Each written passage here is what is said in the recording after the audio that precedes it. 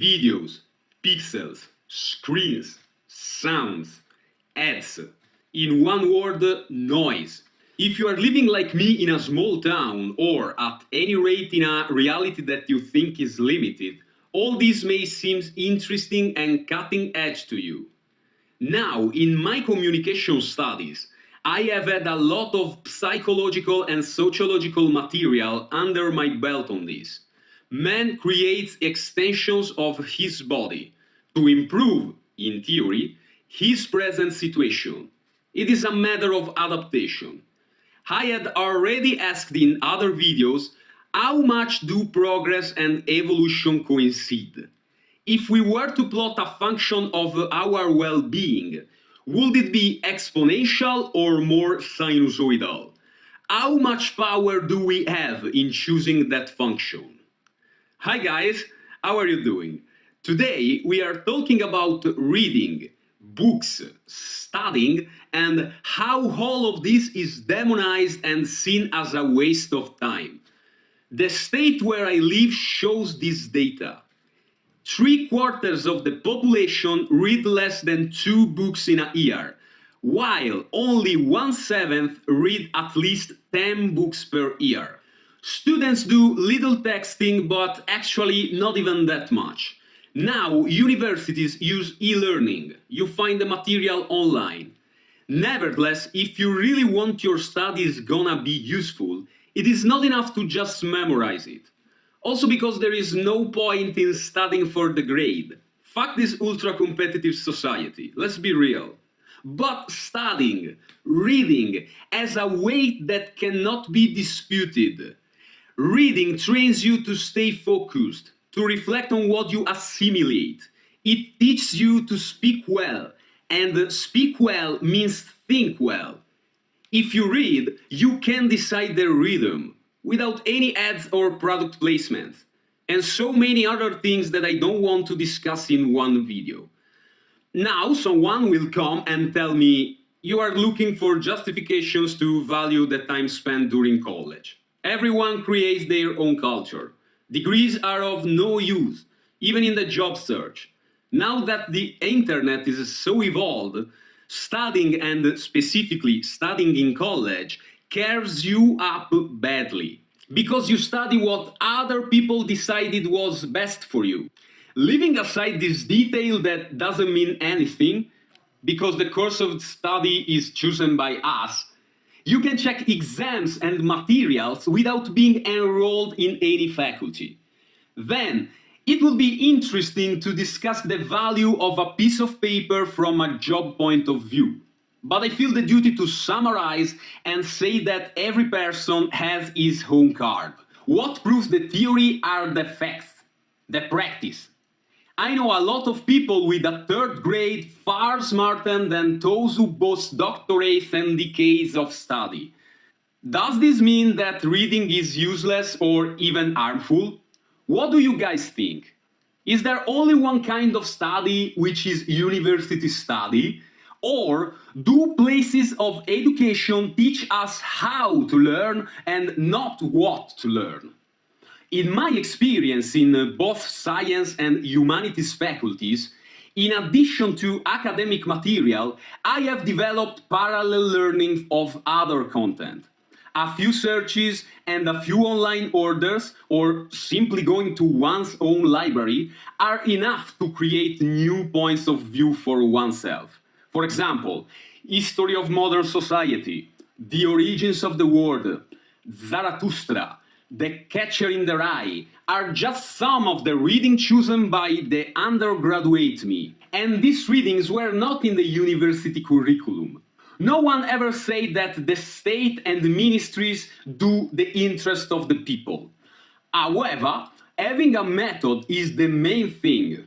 And if you really have not developed a method, you have the input. Now, I am not telling you to drop everything and enroll in a course you like. There are issues like money, degrees earned, distance from faculties, so I feel like saying if you are watching this video, you have the internet. And if you have the internet, you can search for the degrees you are most interested in without the filter of state universities. The fact that I have trained myself to read, process, memorize, and expose what my mind had decoded has opened up an infinity of possibilities.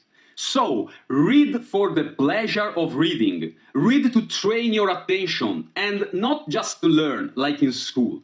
Words of a man with a degree. Among other things, because this is my personal experience, I can tell you with certainty that reading trains the brain. Certainly more than checking out the stories of those we know and famous people. My eyes burn when I stay even half an hour in front of my cell phone. Instead, I can stay hours and hours in front of pages, not necessarily reading hundreds of them, but just reflecting on what is written, because it's me with me.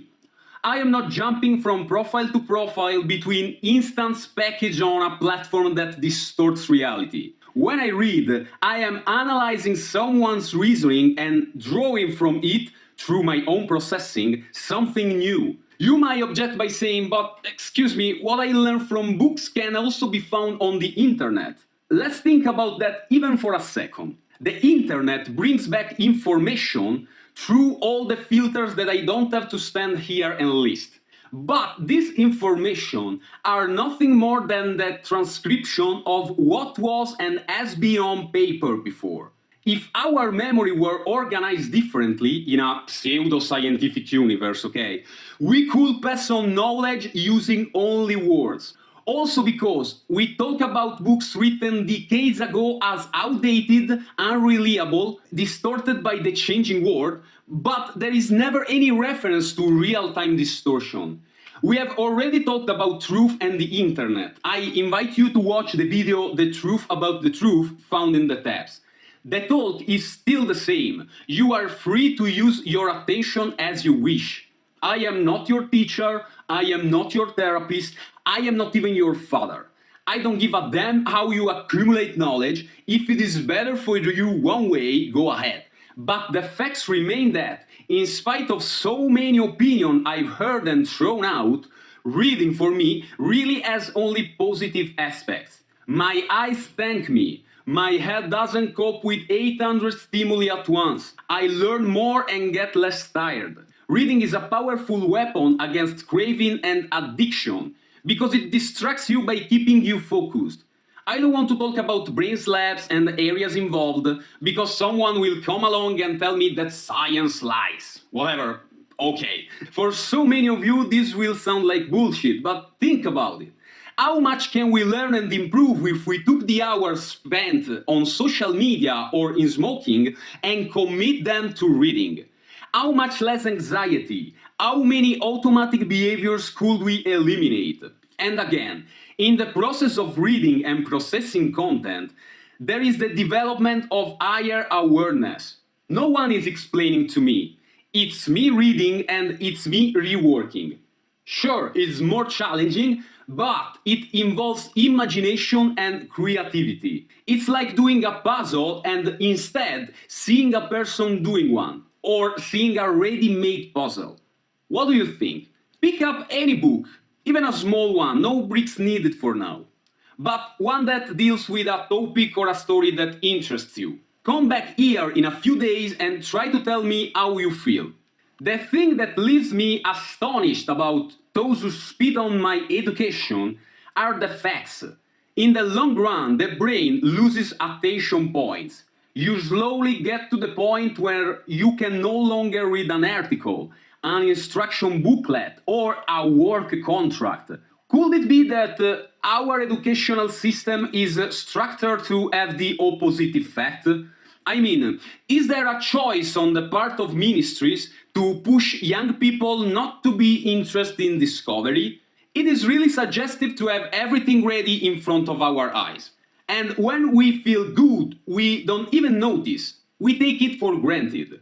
But when we find ourselves alone, for example in a negative moment, there is a need for conscious effort. And if I get used to it from the outside, that I can have everything within 2 clicks, I become a sponge. I assimilate without understanding anything of what I'm looking at. Some people will come up with the concept of functional illiterate, but that's just a nuance of the bigger picture. It's a matter of attitude, even in life. We get used to immediately having what we want based on what we are, because on the internet we are products, numbers, preferences, etc. Or rather, we have what we think we want. By contrast, when you are in front of a wall of text without artificial light, there is a conscious effort. In front of a black and white photo, and equally in front of a text, we add the missing colors. We add what we really are, and not an image inserted from the outside. Reading and consequently also writing can be trained. There are no excuses. And so this attitude of unfiltered assimilation and reworking changes the way we live. At that point, we do not wait for someone else's advice. We strive for what is wanted.